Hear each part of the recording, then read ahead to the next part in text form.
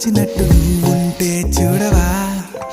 మంచువాన నన్ను ముంచనంట వాన విల్లు మీద ఇల్లు కట్టినెవ్వరంట ఈ లోకమంతా నిన్ను చూసినంట ఏ దిష్టి నిన్ను తాకకుండా ఇంటిలోన దాచుకుంటా రంగు రంగు తార నుండి తొంగి తొంగి ఒక్కసారి చూస్తున్నా ఏంటిలా ఆ